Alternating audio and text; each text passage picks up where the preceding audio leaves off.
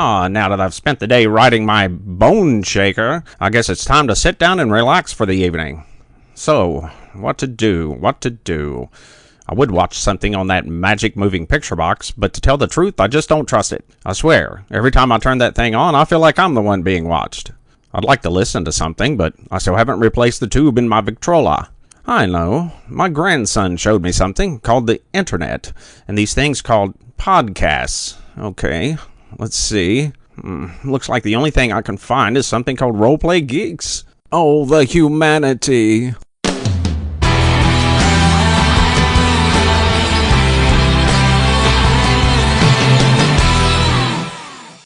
Welcome to Roleplay Geeks. I'm your host, Frank. I'm your taking hippie, John. I'm Jim. Mara, you're muted. You know, it doesn't matter if I'm muted or not because the stunned silence was essentially me going, that's all you got today? That's it? I'm Jim? That's it? Well, at least he got the correct order this time. I'm mixing it up. Well, that's true. He didn't say someone else's name. That's good. That's good. Yeah. And you are? Oh, I'm Steve. See, stunned silence. I don't know what to do if I don't have, something weird to follow. And this is Steve-O, a.k.a. the other Steve. And you would think after 6 months we would get the introduction, not clumsy. You would think, but apparently not. Really expecting an awful lot. We're actually at 9 months. And these are COVID months, so that's equivalent to like 19 years. Is that significant somehow? 9 months? No, it's just more than 6 months that Frank said.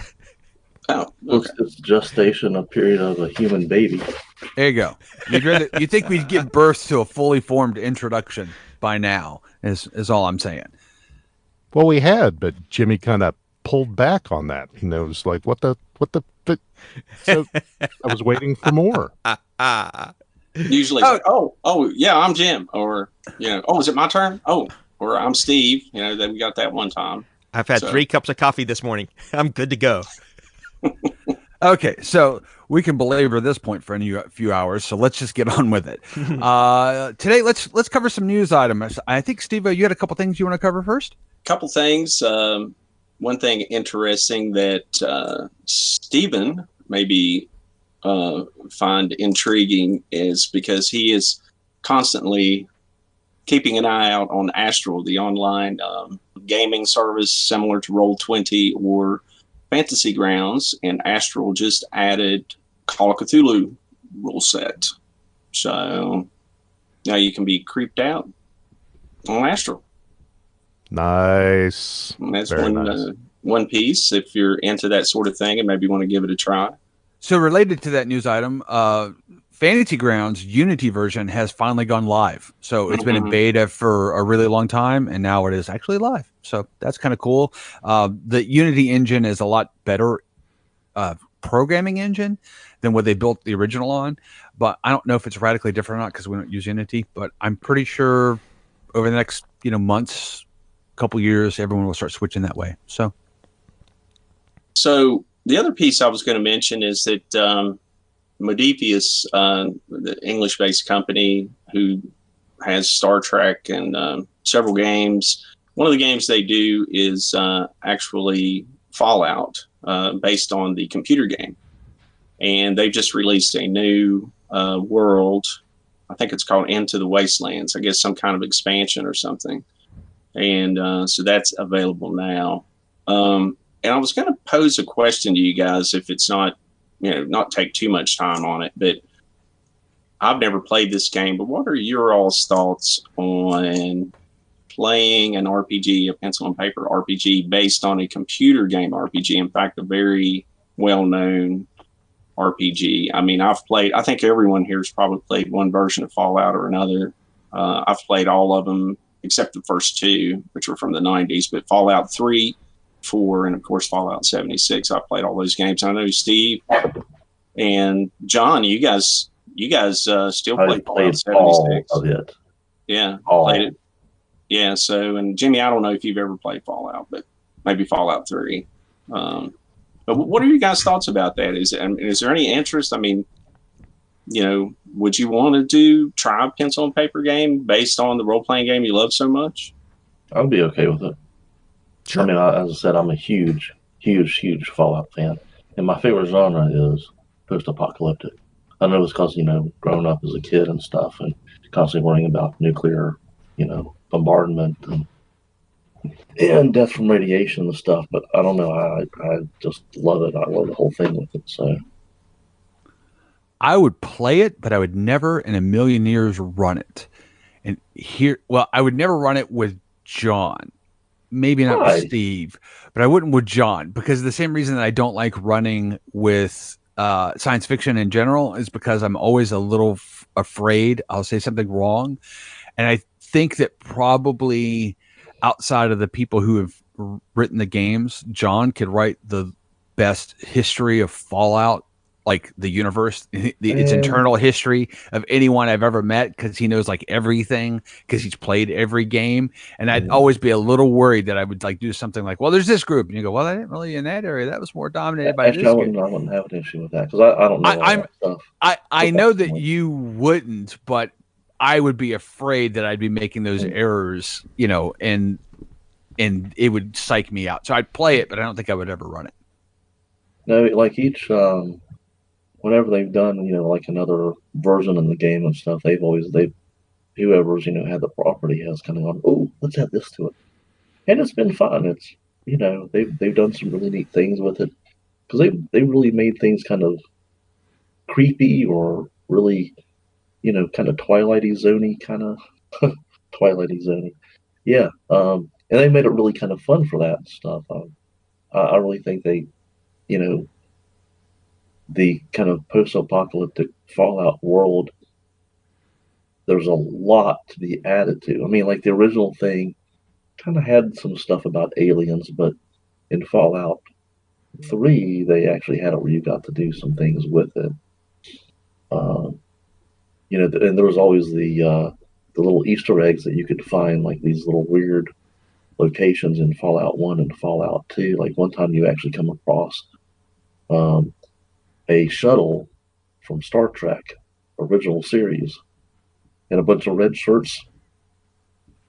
It was just really cool. You can do all sorts of stuff with it. I'd say go have fun with it. I would not have an issue with it. There'd be no reason to be afraid. So yeah, I don't think any of us, at least I don't. I mean, I love the game. Anytime, this is no kidding, whenever it became available, my wife and my son were both like, do you want this game for Christmas? Fallout 4, when it was coming out. I was like, no, I don't want that game. Every time I get a Fallout game, I become addicted. I can't, I just can't do it. So they got it for me anyway. And then like 3 weeks into it, I'm literally, just sitting on the couch, and I'm just like, damn you, because all I've done is played, like, as soon as I get home from work, play Fallout 4 until I go to bed for like weeks, months maybe.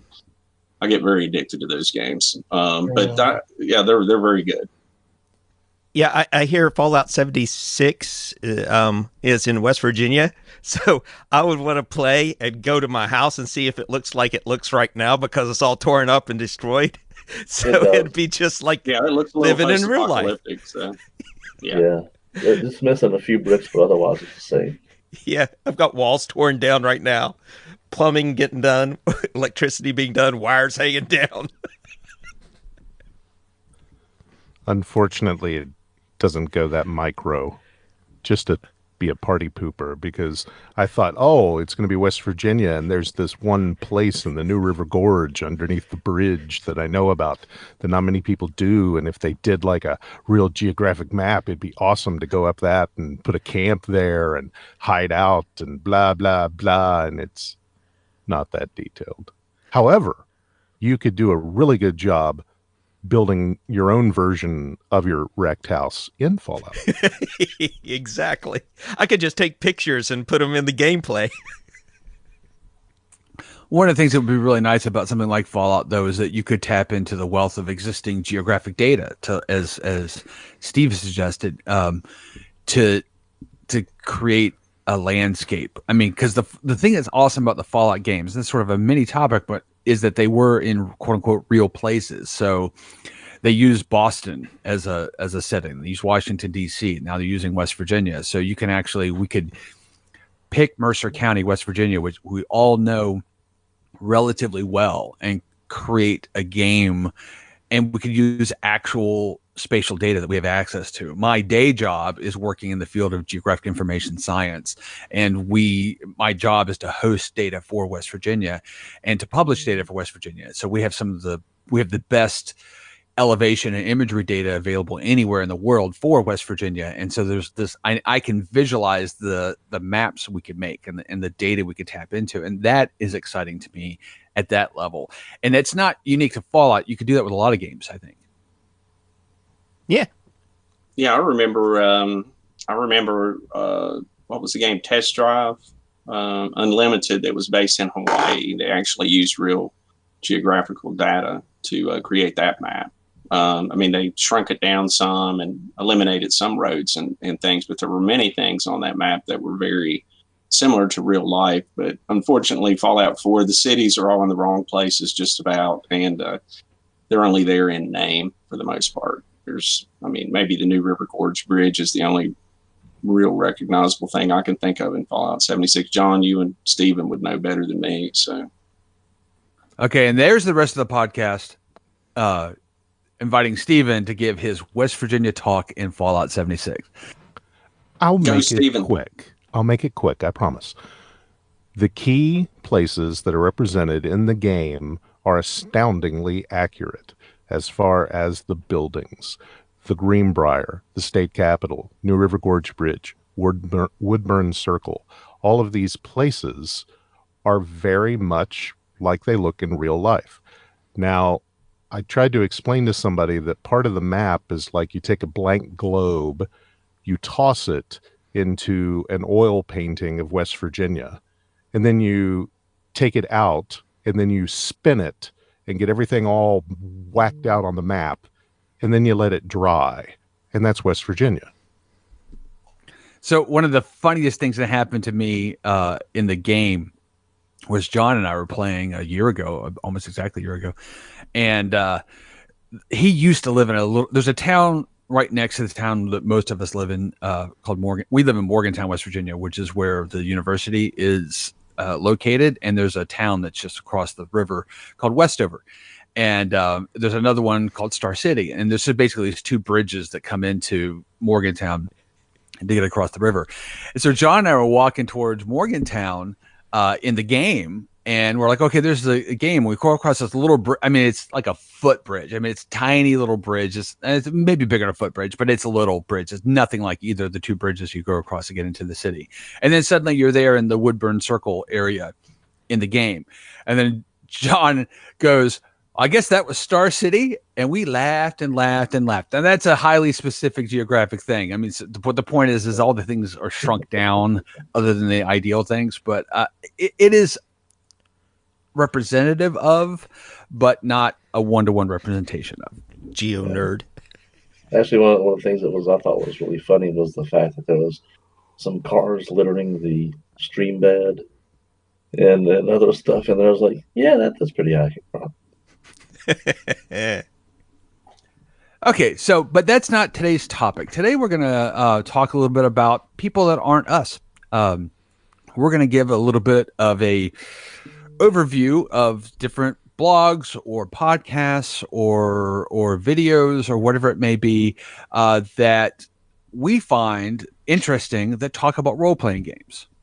Also, the first one I wanted to talk about was a YouTube channel called Tabletop That. It's an interesting little.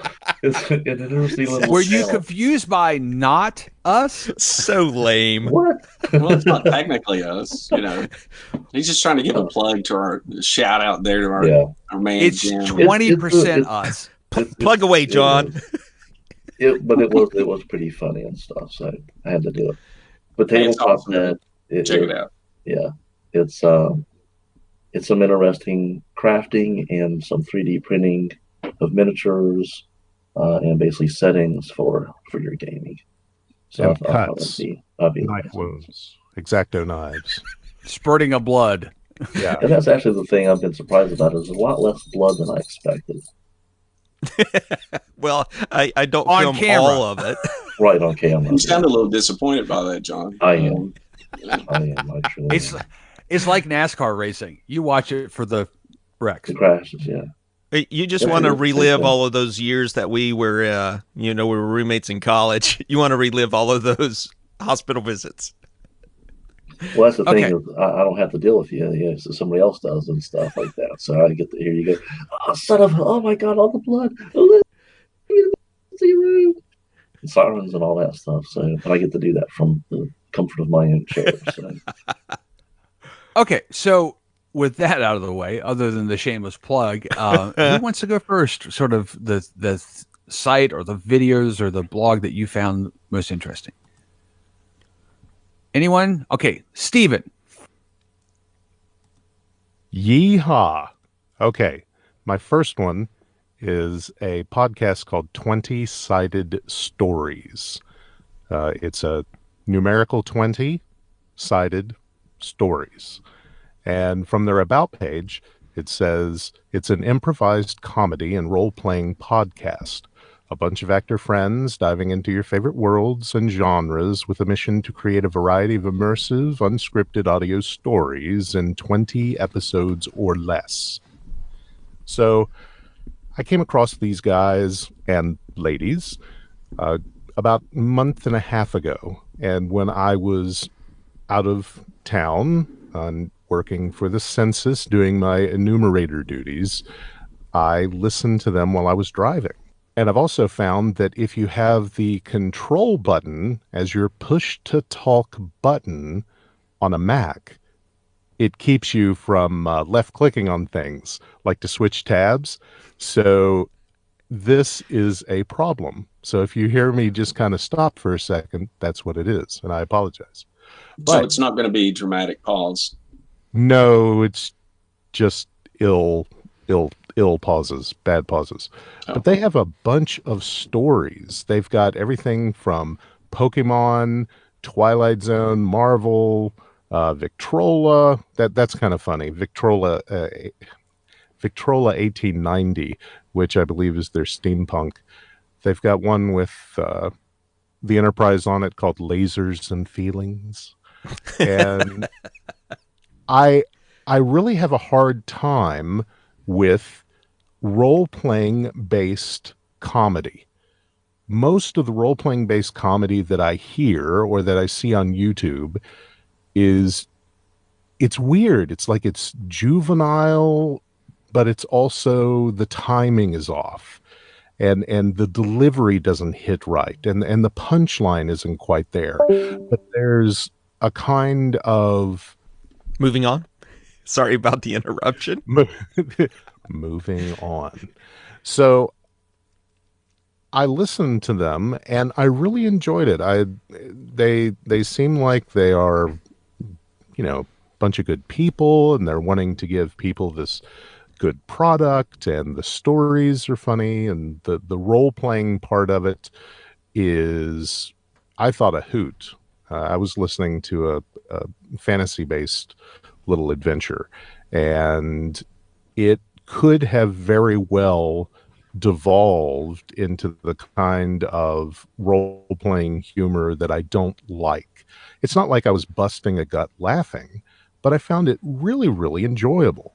And the group, if I scroll down here, the main cast is 5 people. And it's a guy named David, Jessica, the lead guy, Sage, who does the game mastering, Travis, and Emily. And they've got a supporting group of show contributors that help out, but it's fully realized. They've got background noises, environmental noises, sound effects, music, all kinds of things. So if you want just something on the side, I recommend that. Yeah, so real quick, what was the name of that again? 20-Sided Stories. So anyway, that's the first question. And the second question is it just hold a on, let me interrupt here for 1 second. I just wanted to point out, we'll put links to all this in the show notes so you can check out all these things that we're talking about.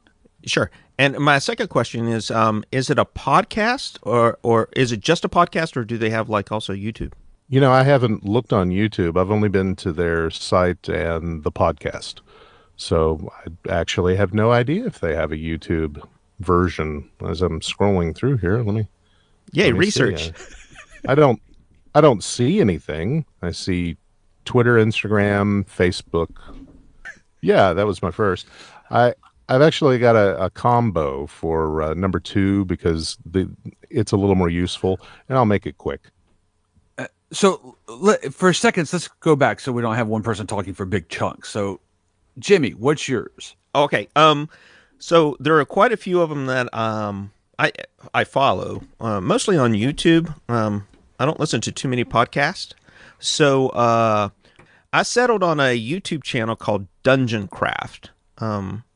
When it first got started, it was primarily focused on creating miniatures and crafting things out of foam for tabletop gameplay. But really quickly, he pivoted into just talking about mainly Dungeons and Dragons. Sometimes he'll go into Call of Cthulhu from time to time, or just general topics about role-playing. But he covers like all kinds of different topics, and he does a really good job about talking about things that would improve gameplay, like how he has modified Dungeons and Dragons rules for 5e so that it's more streamlined, combat tricks to make things go really quickly. And then he also talks about things going on in the gaming industry, like the most recent episode, he talks about the Dragonlance lawsuit where Margaret Wise and Tracy Hickman recently finished another novel for Dragonlance, and it's going through the review process with Wizards of the Coast. And I guess there's some conflict there in terms of they switched over an editorial staff at Wizards of the Coast. So anyway, he goes into more detail and he breaks that down from a legal perspective about where it stands right now. And it looks like he gets the sense that it's probably going to be a cash cow for Wizards of the Coast, and they'll probably settle it out of court. And we might get some Dragonlance stories before the end of the year. Who knows?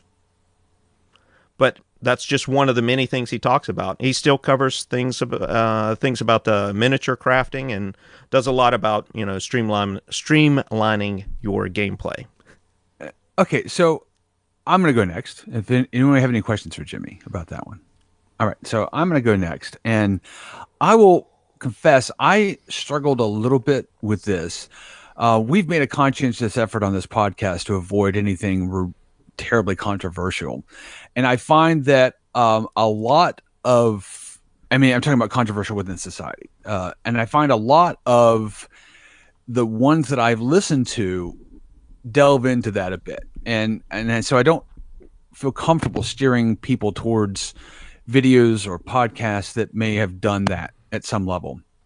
So I want to preface all this by saying I haven't listened to the entire body of their work, but there is a YouTube series called Dungeon Dudes that what I have listened to, I rather liked, and they do a deep dive into a particular class.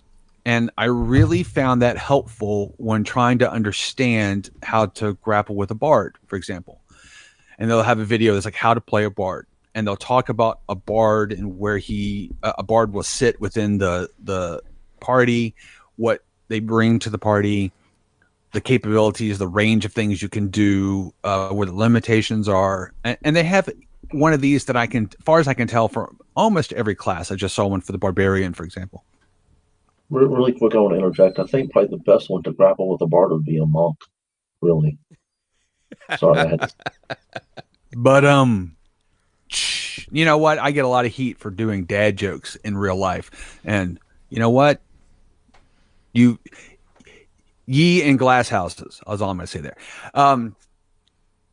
Anyway, I like their deep dives into the classes, and I think they do a pretty good job of giving you a quick overview of what the class does within Dungeons and Dragons and what you can do and sort of what it's designed to do. It doesn't mean you have to do it that way, but it does give you a good introduction, particularly for somebody like Steve-O, who may not necessarily be familiar with the 5e incarnations of some of the classes he's trying to play. And maybe he can, get up to speed with the 5e incarnation. Or somebody like myself or Jimmy, who's trying a class they've never done before, and they were like, that sounds interesting, and not really realize the implications. So I really like that series they've done there. They've done other videos that do with other things, and I haven't listened to any of those, so I can't really say much about those, but I do like those deep class ones of the Dungeon Dudes. How long have they been around? Very good. Did you say that's on YouTube or a podcast? That's on YouTube. Well, I watch it on YouTube. I don't know if they have a podcast, but I did get it on YouTube. To answer Jimmy's question, I have no idea how long they've been around. I don't know how many episodes they put out. I could probably, Google that. I could have done like homework before this, but that's just not my MO. They've put out a lot. They've been on since 2017, and they were going to be one of the other ones I was going to mention because of their deep dive into druids. And I thought if anyone wanted to play a druid soon, then that's a good place to start. So you've been following them too for quite a while?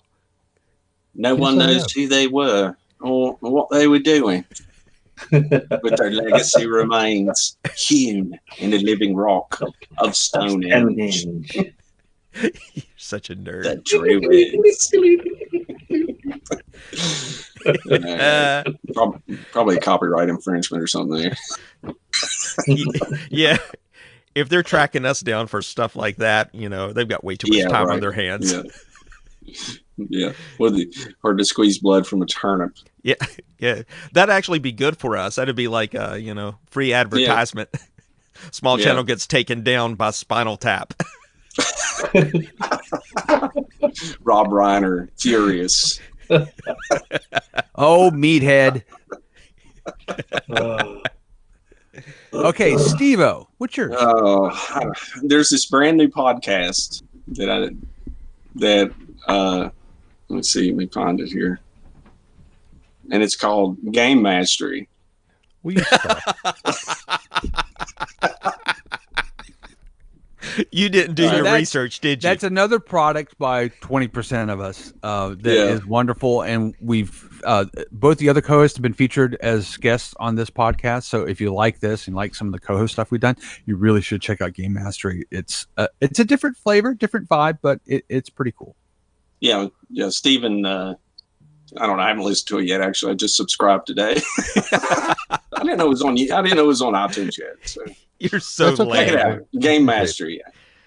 So when we first started this podcast, I tried a couple of different ones, but okay. So I'm a musician, write a lot of my own music and that sort of thing. So when I'm trying to create music, I try not to listen to a lot of other people's music. So I kind of have the same vibe with the podcast. It's like I don't want to feel like I'm stealing someone else's ideas. So I've actually steered away from listening to.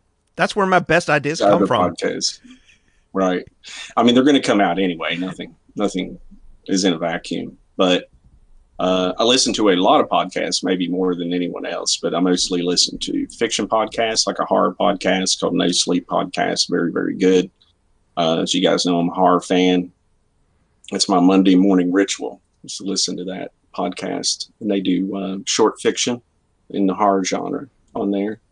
Been on for a very long time. And I listen to a lot of motorcycle podcasts because, I'm one of those crazy people that ride motorcycles. So can't really, but I do have a website I wanted to recommend. I kind of misunderstood the way to step up. I wanted to follow up, Steve. So since you like horror podcasts, something that I was going to mention, but I decided not to because of 20-Sided Stories, you should check out Old Gods of Appalachia. Okay. It's a spooky Cthulhu-esque podcast, based on Appalachia. And so plug for them. Okay. I'll subscribe right now. Go for it. Yeah, so Steve-O, while you don't listen to things specific to game industry stuff for role playing, how much does the horror podcasts that you listen to, how much does that play into giving you ideas for games? I don't know, maybe subliminally, but not so much. I mean, my current Call of Cthulhu campaign, as I'm writing it, I mean, I'm influenced somewhat by the fiction of Lovecraft, because I want to bring that element into the game as much as I can. But I don't know. I don't know. It's a good question. I mean, Any little I haven't tidbits taken any of or those stories or anything like that, and you know, put any of those elements into my work. But it's just something fun to listen to. Very well done. Okay, so last up, I think to hear from is John. What's your pick? So I don't actually generally listen or watch any like how to game or gaming idea.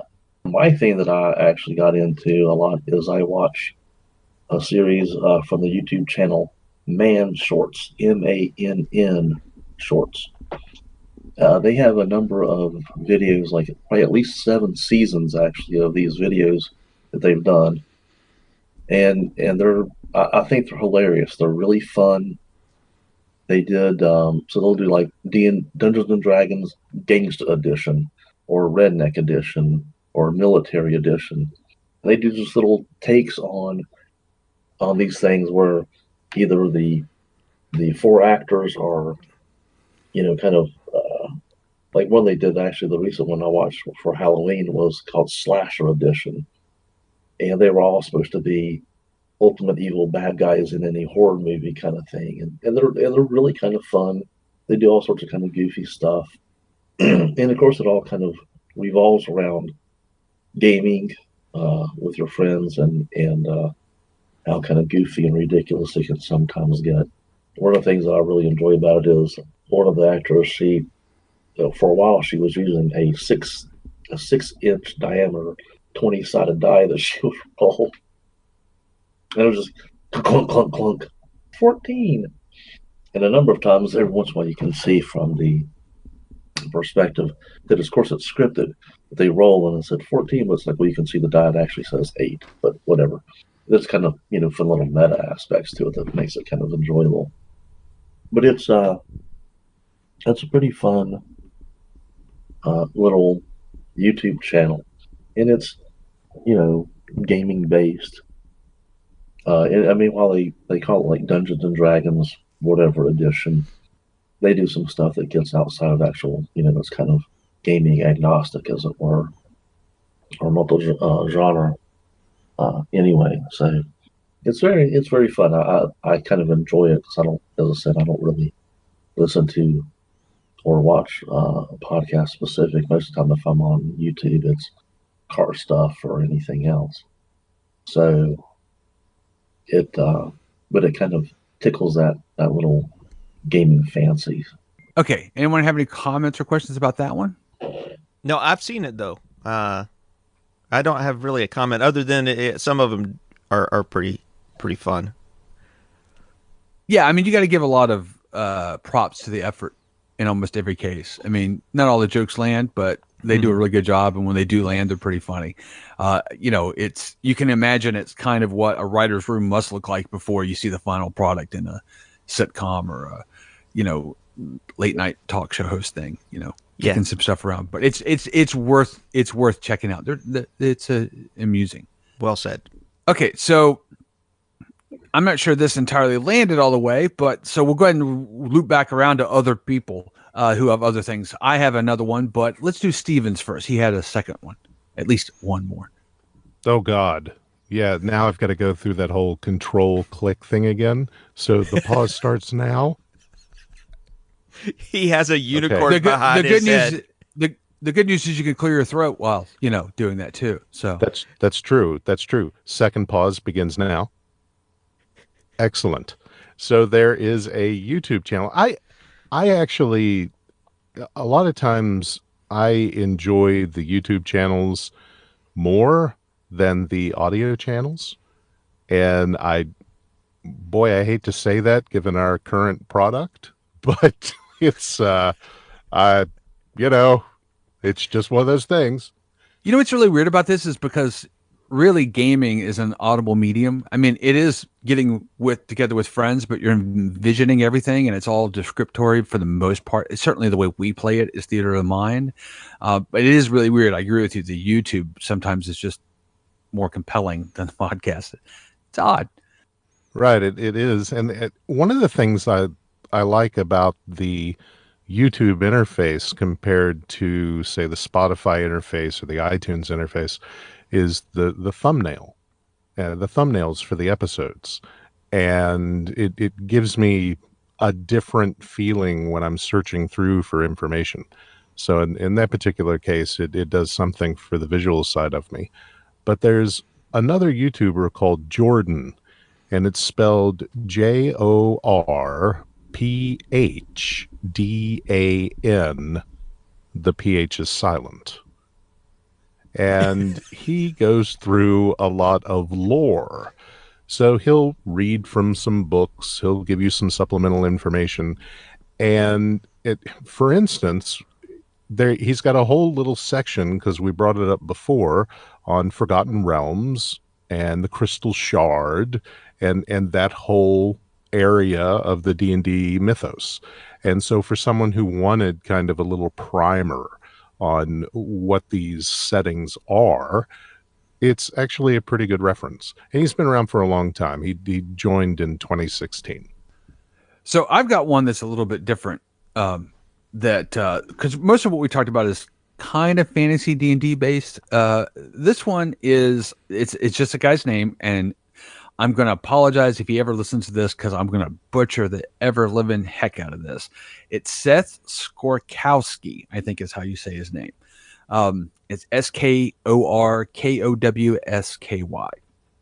Now, when you see his videos, when you see him in a video, you think that's exactly what a gaming nerd looks like. I mean, he's just, if you were going to cast him in a show or a movie, that's the guy you would grab.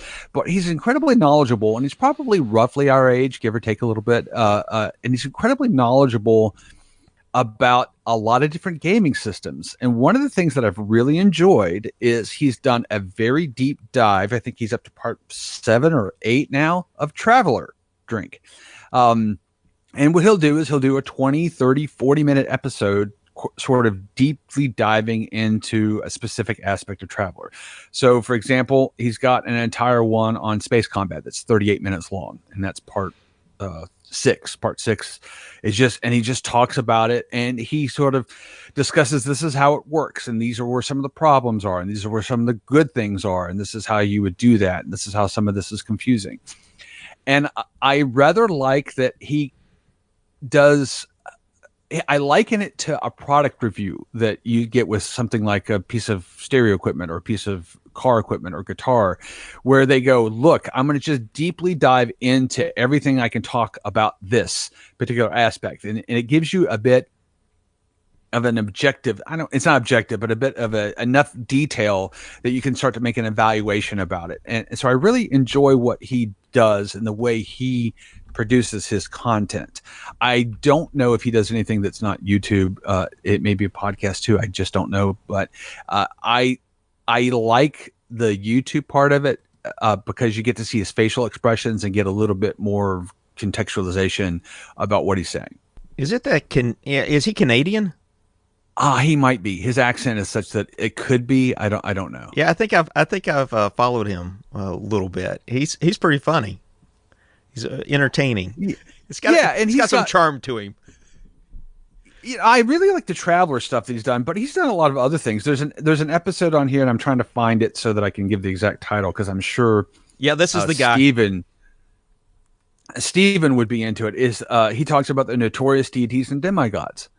So he talks about a little bit about the history of that book, and kind of, it's an interesting history, and you get a really neat deep dive, 15 minutes into that, and it's kind of nifty. He's got a whole section on Call of Cthulhu, several videos on that for Steve-O. So, I mean, there's a lot of just kind of a different view on the hobby, and I really enjoy his videos. Yeah, so Steve-O, you definitely should follow this guy. He's got some really good Traveler things, and he dresses up and stuff, and he has green screen backgrounds, so he just puts effort into it. It's a lot of fun to watch. What's it called? It's his name, Sethskorzkowski. Yeah, I No. think yeah. Skorkowsky. Yeah, I don't watch videos. Well, No, you I'm just should. kidding. I watch not a lot actually. I don't watch anything on that moving picture box. So I have another one which I'm just thrilled to share. It is the Dungeoncraft. So I like crafting a lot of miniature stuff for tabletop gaming, though we don't really use it all that often. It's fun to make.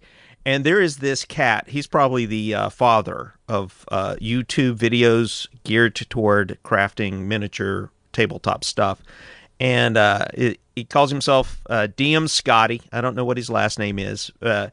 His joy of the craft is infectious. He is just so much fun to watch, and he's really accessible too. So what he does is he's just like the MacGyver of crafting. He just takes things that's laying around your house, puts it together into really amazing pieces of work.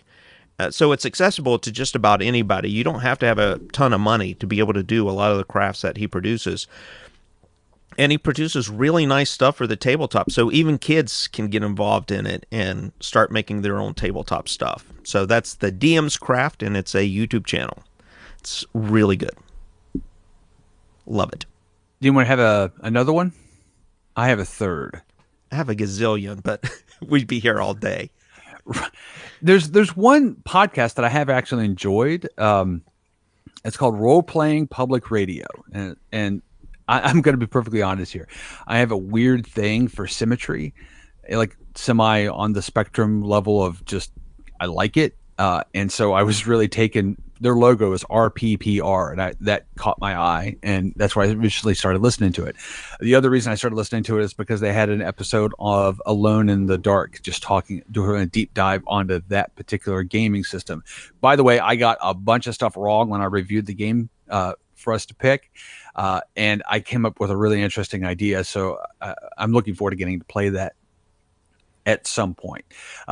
But their discussions are not dissimilar to ours. There's several people that are on that podcast. I think there's like 6 on the Alone in the Dark, and they work pretty well together. And it's clear that they have gamed together in various guises. There's at least 1, maybe 2 professional gaming guys that have written supplements and written games published that you could buy. So it's a neat podcast. I've enjoyed listening to a few of the back episodes. There are hundreds. I think they've been doing this for a really long time. So there's plenty for you to dive into. And that was Roleplay Public Radio? Yep. RPPR. Nice. I had the weirdest thought when, Jimmy, you were doing the moving picture box. And I was thinking about Steve being this crotchety old guy, only likes to listen to the Marconi. Only the radio. Only the radio. And then I thought of you calling a television the Devil's Fish Tank. What? And are you for having a some stroke? reason, that's just totally stuck in my head. The Devil's Fish The Tank. Devil's Fish Tank. Yeah, so thanks for that today. Well, to bring it back around to Fallout, right? It made all that made me think of the robot guy with the hat from Fallout 4. What was his name? Come on, John, you'll know his name. You know who I'm talking about, the detective dude. Silence. yeah. Oh, dang on the man. I can't Yeah, think the of- private detective that's actually Yeah. an android. Yeah. If we only Yeah. had something like Google. Well, Valentine. there you go. Valentine's Detective Agency. Yeah. Well, you know, I'm not a crotchety old man. I just, I don't sit around in front of a computer watching videos all day. I like to read he's and too do other busy. things. He's too like busy to be riding his outside. motorcycle. The reason I listen to so many podcasts is I have a ton of wheel time in my day job.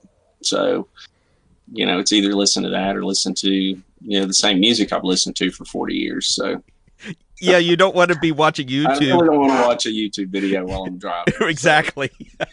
Yeah. Kind of difficult to do on your bone shaker. Yeah. Yeah. Bone shaker. My movie picture box. All right, so that's a little bit of a taste, a rundown of the some stuff that we've liked that we ran across. We thought was pretty good. Anyone have anything they want to add to that list besides Jimmy, who has 17,000 of them? Bone Shaker. Just to be clear, are you talking about my motorcycles being bone shakers, or? Yes, I am. Yes, I am. Okay. He's on his Bone Shaker. He's coming around the turn. Ladder to get on it. It's Two-Wheel Devil Dog. Yeah, Absolutely. I'm going to go down to Kitty Hawk and watch him fly the thing. They're taking flight. It's got a nice parallel twin engine on it. It's very smooth, man. You know. Can't stand you young whippersnappers with your moving pictures and your flying machines. By the way, to get us back on actual topic, that would be I would love to do a 20s era game. I think that would be a lot of fun. Just there's a lot of potential there, and I know Call of Cthulhu originally is set in that sort of era, but I think that'd be really neat. A Rocket Man type of thing. That type of 20s, 30s. Yeah, I got you. We'll put it on we'd the all have to be science radio fiction. personalities. We'd all have to be like John could be the guy who calls baseball games, and Jimmy could be the guy who's like, the one who's for the Hindenburg, and we'd each have to have our own specific kind of radio background. We'd have to start everything with Oh, the humanity! Please get out of the way. Like a bunch of flaming ants. I can't watch this. Okay, I'm so sorry. I think we've kicked that can around a bit. If anyone has anything that we have missed, and obviously we've missed a ton because there's a lot of that material out there, but anything you think is great, you can hit us up in the contact information coming along in a second. That's all we have for this week. Thanks for spending time with us. Please leave a review and comments wherever you listen. It helps others find the show. If you have topic suggestions or would like to get in touch, you can reach us at roleplaygeeks@roleplaygeeks.com. Head on over to the website for an archive of all our previous shows, as well as links to all our social media channels. Thanks again, and we'll catch you next week.